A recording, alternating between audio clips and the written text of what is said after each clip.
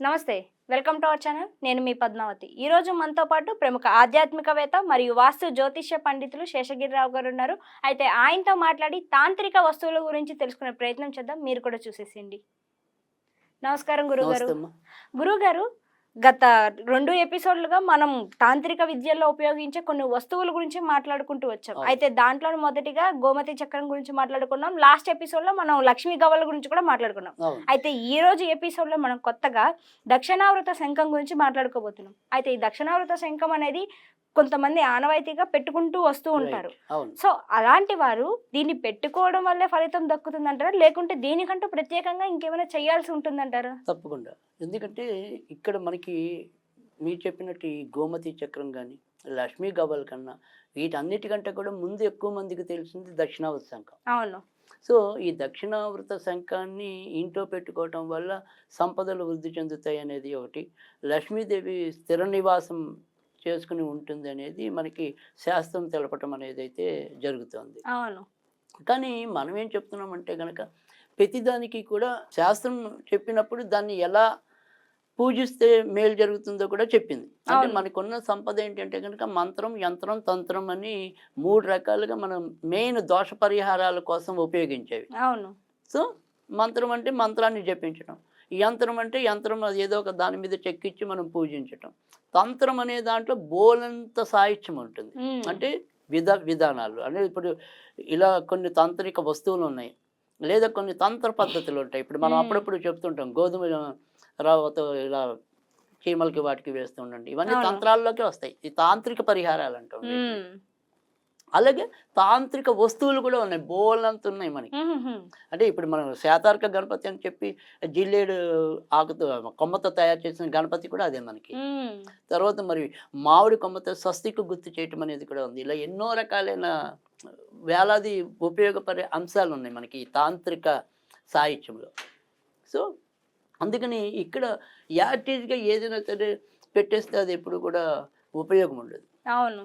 So దానికి ఎంతో కొంత దానికి సంబంధించిన పూజ చేసుకున్నప్పుడు మాత్రమే అది ప్రాణ ప్రతిష్ఠ చేసినట్టు, అంటే దానికి మనం ప్రాణం పోసినట్టు. అవును. అంటే ఇప్పుడు పార్వతీదేవి తన నలుగుపిండి బొమ్మ చేసి అలా వదిలేస్తే బొమ్మే అయ్యేది. దానికి ప్రాణం పోసింది కాబట్టి ఆయన గణపతి అయ్యారు.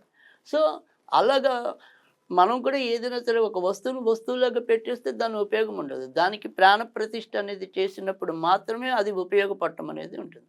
ఇక్కడ మనకి ఈ శంఖాన్ని కనుక తీసుకుంటే దక్షిణావృత శంఖం అనేది ఏంటంటే కనుక సాధారణంగా ఈ శంఖాలు అనేది ఈ మధ్య భాగం అనేది ఉంటుంది కదా, అది ఎడం వైపు తిరిగితే దాన్ని వామ భాగం అంటాం, కుడివైపు తిరిగితే కనుక దాన్ని దక్షిణ భాగం అంటాం, దక్షిణావృతం అంటాం.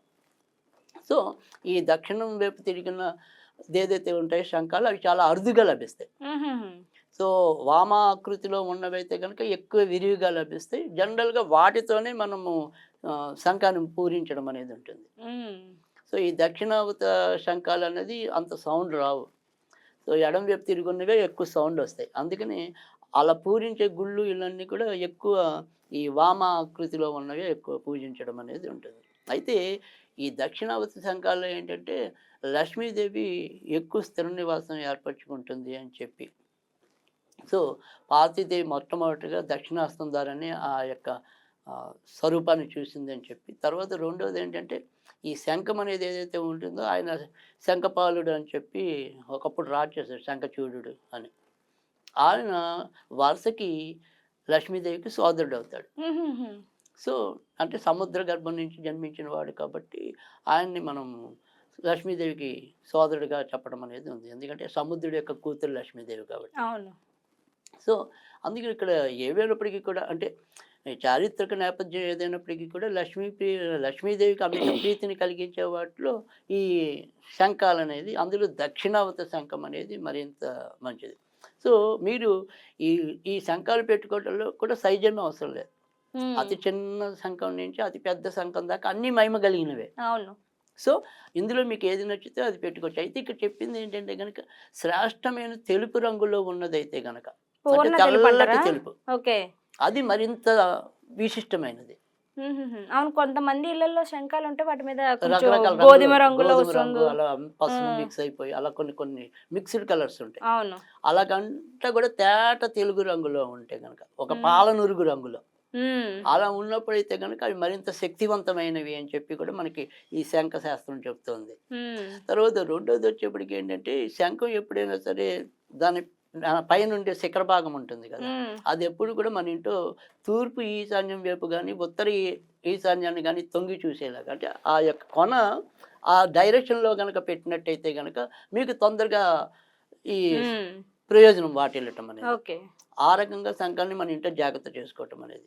ఉమ్, తర్వాత రెండోది ఏంటంటే, ఎప్పుడు కూడా శంఖాన్ని కటిక నేల మీద ఎప్పుడు కూడా పెట్టకూడదు. ఉహుహు, చిన్న వస్త్రం పరిచి దాని మీద మనం పెట్టుకోవాలి. ఉమ్, సో, ఆ రకమైన జాగ్రత్త కూడా మనం ఎప్పుడు కూడా శంఖాన్ని ఇంట్లో పెట్టుకోవాలంటే తీసుకోవాలి. ఉమ్, తర్వాత రెండోది ఏంటంటే, మనకి ఏవైనా సరే ఈ శంఖాలని గనక జాగ్రత్తగా ఉంటాయనుకుంటే, మన ఇంట్లో బియ్యంలో వేసి పెట్టినా కూడా దా ఈ ధాన్యానికి ఎప్పుడు అంటే అన్న కరువు ఎప్పుడు ఉండదు. ఓకే. ఆ, సో, వాళ్ళకెప్పుడు కూడా కడుపు నిండుగా ఆహారం లభించడం అనేది ఉంటుంది. ఉమ్, సో, ఆ రకంగా చేయటం అనేది కూడా ఒక పద్ధతి.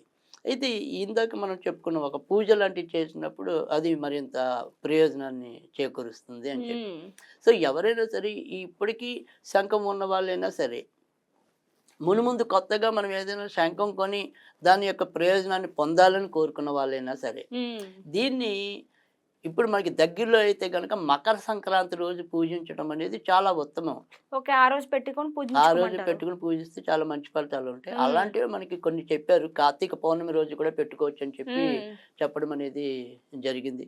తర్వాత మహాశివరాత్రి రోజు కూడా పెట్టుకొని పూజించొచ్చు అని చెప్పడం అనేది జరిగింది.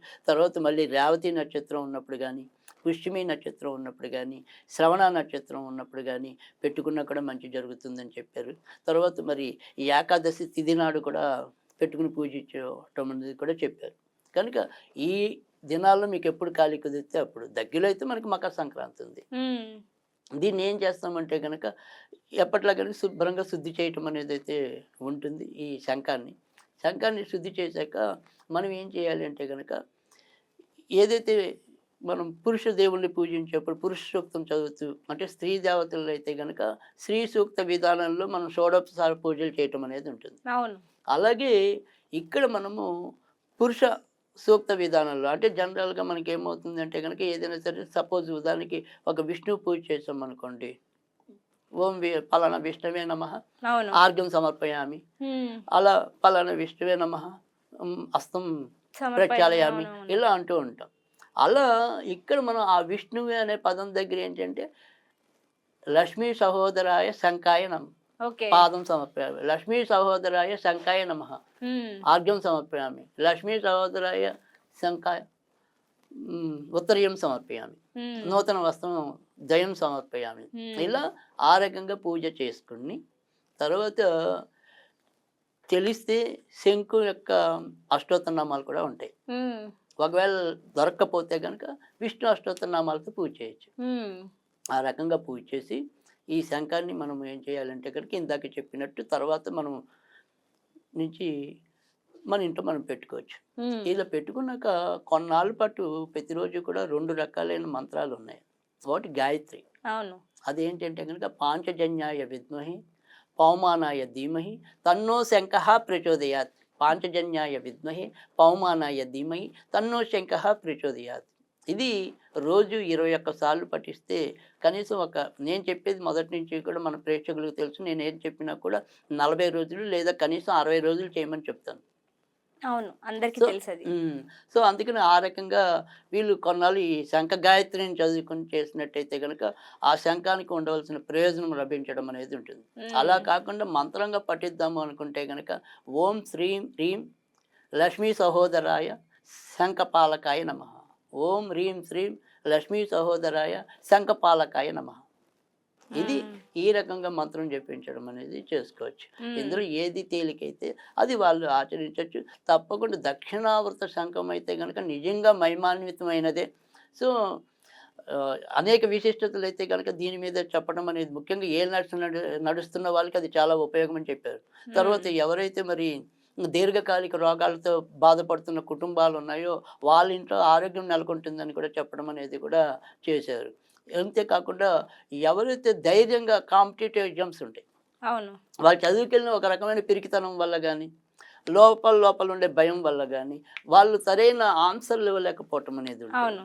సో అలాంటి రుగ్మతని కూడా ఈ దక్షిణావత శంఖం అనేది నివారణ చేస్తుందని చెప్పి కూడా మనకి ఈ దక్షిణావత శంఖం యొక్క ప్రయోజనాల్లో తెలిపి ఉండటం అనేది కూడా జరిగింది. కనుక మ్మ్. ఈ రకంగా మనం చేసుకున్నట్టయితే దానికి ఒక ప్రత్యేకత వస్తుంది. శక్తి కూడా లభిస్తుంది. మనకి కూడా మనశ్శాంతిని, అన్ని రకాల సంపదల్ని, సిరి సంపదల్ని ఇవ్వడానికి సహాయపడతాయి కాబట్టి మీరు చెప్పినట్టు ఈ విధంగా దాన్ని ఉపయోగించడం వల్ల అందరూ కూడా సుఖ సంతోషాలతో సంతోషంగా ఉంటారని నేను కూడా అనుకుంటున్నాను. నిజంగా ధన్యవాదాలు గురుగారు, మాకు ఇంత చక్కటి వివరాన్ని ఇచ్చినందుకు.